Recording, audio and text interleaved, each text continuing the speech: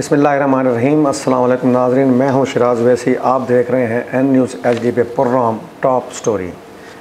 नाज़रीन, जैसा कि आप जानते हैं कि हम अपने इस प्रोग्राम में जो हमारे समाज को दरपेश मसाइल होते हैं, इश्यूज़ होते हैं और मुख्तलिफ़ ज़राए से जो हमें ख़बरें मिलती हैं अहम तरीन, हम उन पर बात करते हैं। उन पर अपने साथ जो प्रोग्राम में हमारे मेहमान होते हैं उनसे तबसरे लेते हैं और तज्ज़िये लेते हैं। नाज़रीन, आज भी हम इस प्रोग्राम में एक बड़े अहम इशू पे बात करेंगे। मदीनतुल औलिया मुल्तान, वलियों का शहर। लेकिन इस वलियों के शहर पे आजकल नामालूम आसेब का साया है। मुल्तान की 3 बड़ी जामियात, जामिया Bahauddin Zakariya university, Emerson university और वीमेन यूनिवर्सिटी, जो कि मुल्तान के अहम इदारे होने के साथ साथ एक तारीख़ी शनाख्त भी रखते हैं, इल्म के लिहाज से भी, तरबियत के लिहाज से भी।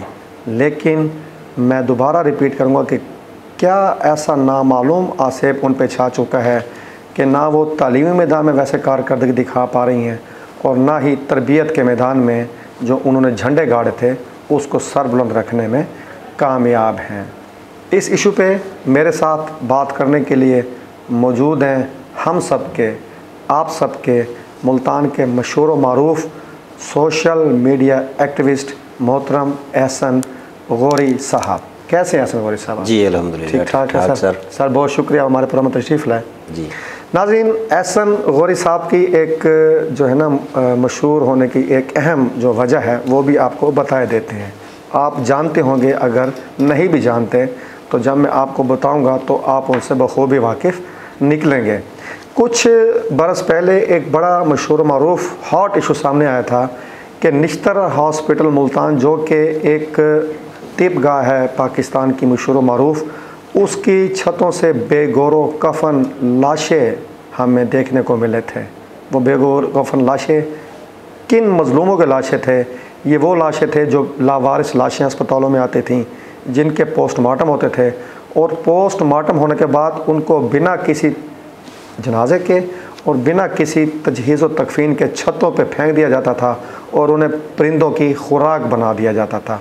एक गैर इंसानियत सोच सलूक को बेनकाब किया हमारे मोहतरम एहसन गौरी साहब ने। उसके बाद वो जो बेगौर कफन लाशें थे, इज्जत से उसको भी दफनाए गए और अब भी उनको फ़ौरन तदफीन कर दी जाती है।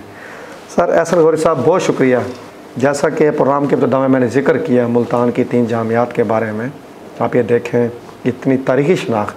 अब BZU का इशू और कई इशू सामने आ रहे हैं। कभी उस्ताद हड़ताल कर रहे हैं, कभी किसी डिपार्टमेंट का इशू, कभी किसी डिपार्टमेंट का इशू। फिर ये रिसेंटली प्रोफेसर जो भाभा साहब का इशू सामने आया फार्मेसी डिपार्टमेंट का, फॉरेस्ट्री डिपार्टमेंट का। उसके बाद फिर हम एमर्सन यूनिवर्सिटी बड़े मशहूर मरूफ़ प्रोफेसर रमज़ान साहब का इशू, आपकी मुस्कुराहट तारीख क्या बखूबी जानते हैं। वीमेन यूनिवर्सिटी जिनकी जो वाइस चांसलर हैं, उनके थीसिस जाले निकले और अब भी वहाँ ये सुना कि थीसिस की बाकायदा ख़रीदो फ़रोख्त हो रही है। सर ये हो क्या रहा है?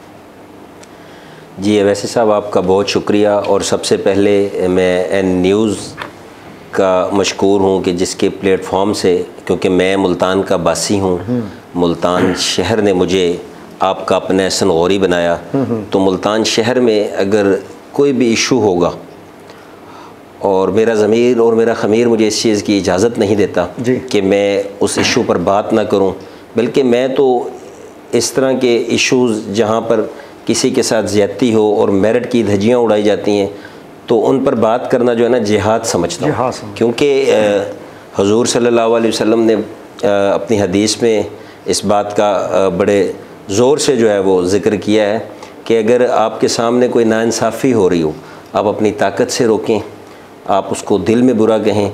तो हमारी ताकत जो है वो बात करना है, क्योंकि सोशल इश्यूज़ पे मैं बात करता हूँ और हमारी ताकत जो है वो कलम है।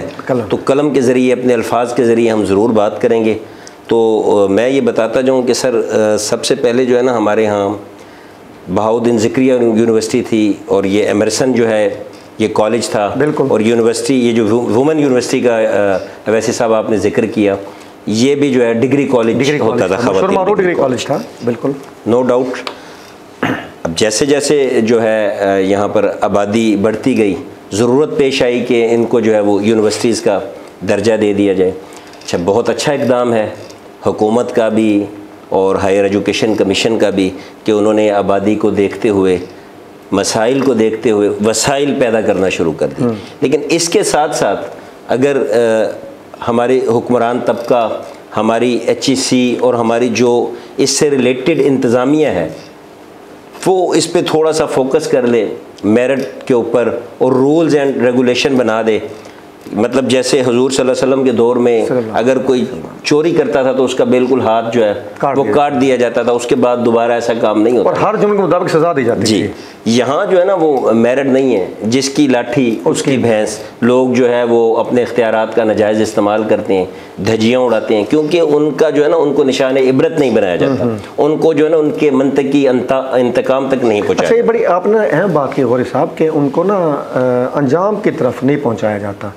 आखिर ऐसा क्या हुआ पिछले 5-10 सालों में कि पहले मेरिट इतना ज़बरदस्त था, आखिर ऐसी क्या वजूहात जो आपके जहन में है कि अचानक से मेरिट की तसलसल से धज्जियाँ उड़ाई जा रही हैं? जी, अभी मेरे सामने रिसेंटली कोई 2 हफ्ते पहले जो है ना एमर्सन यूनिवर्सिटी के हवाले से इसी मेरिट वाली बात को लेकर मैं आगे चलता हूँ। ठीक है। एक इशू सामने आया कि एक तालबा है, एक सब इंस्पेक्टर है, मामूली पुलिस ऑफिसर है, उनकी बेटी, हाँ, गोल्ड मेडल में उसका नाम आया दूसरे नंबर पे, गोल्ड मेडलिस्ट जी।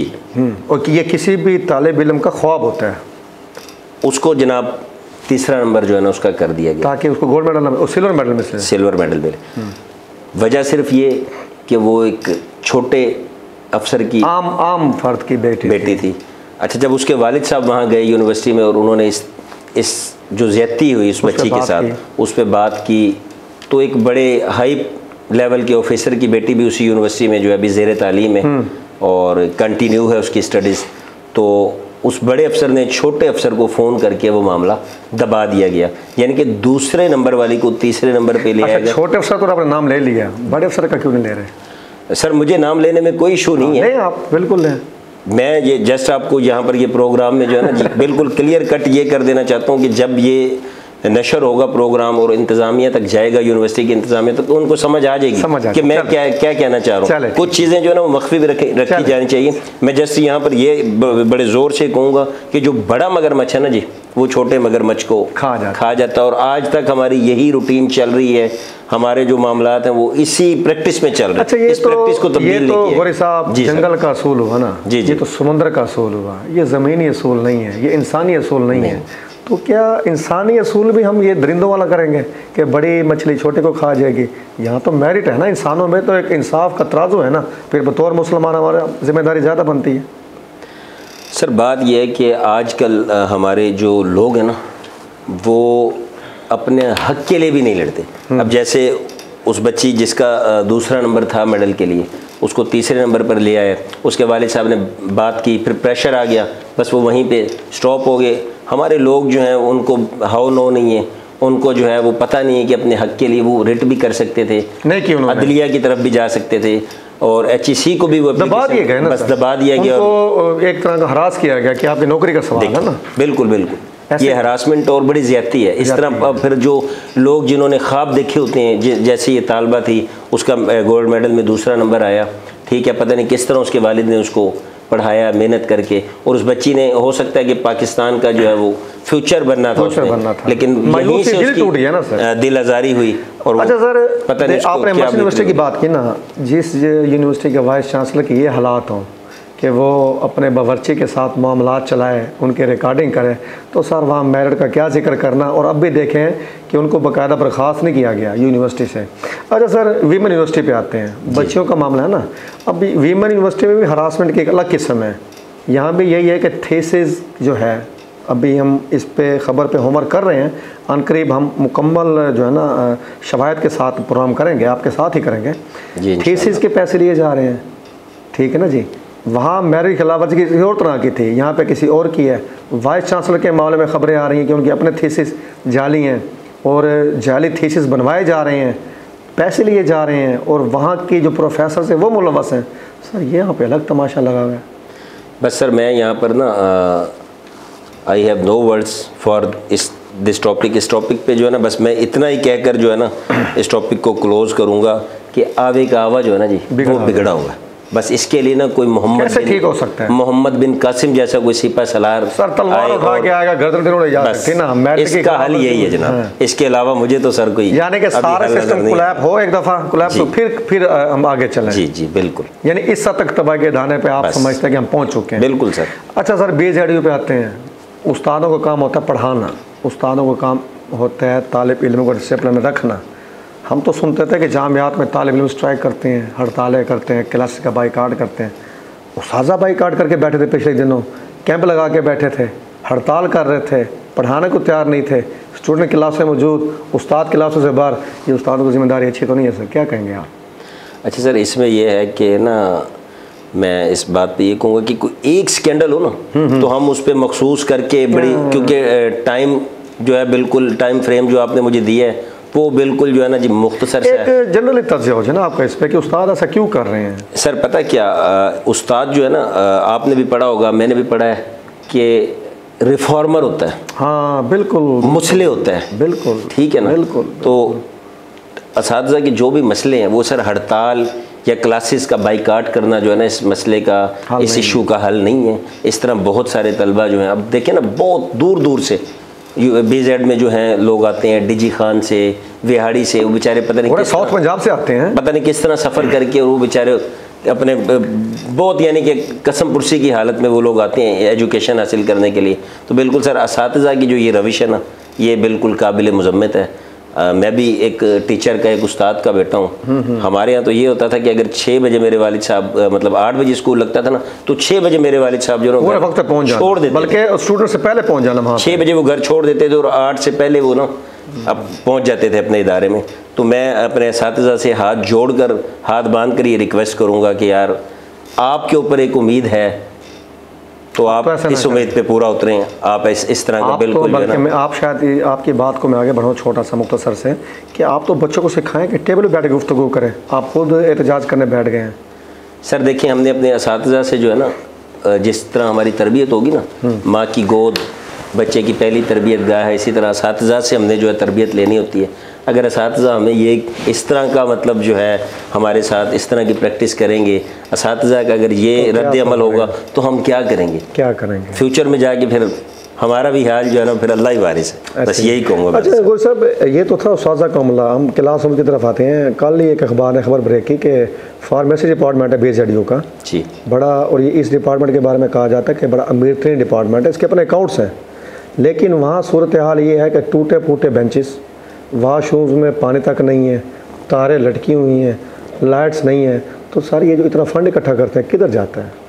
देखिए सर, जो भी HOD है फार्मेसी डिपार्टमेंट का, उसके ऊपर फिर रजिस्ट्रार साहब और VC साहब और बाकी सारी, मैं तो सर इसको ना बिल्कुल क्लियर कट कहूँगा कि ये माफिया है। माफिया है ये सर सिफारिशी, खुलासा बता दिया आपने, सिफारिशी लोग हैं। ये सीटों पे, इन सीटों पे सिफारिश करवा के ये लोग जो है तैनात होते हैं, और इनको फिर किसी बच्चे के फ्यूचर से इनको कोई सरोकार नहीं। इनको सिर्फ अपनी जेबें गर्म करने और अपनी मुट्ठी गर्म करने का जो है ना वो पता है, बस।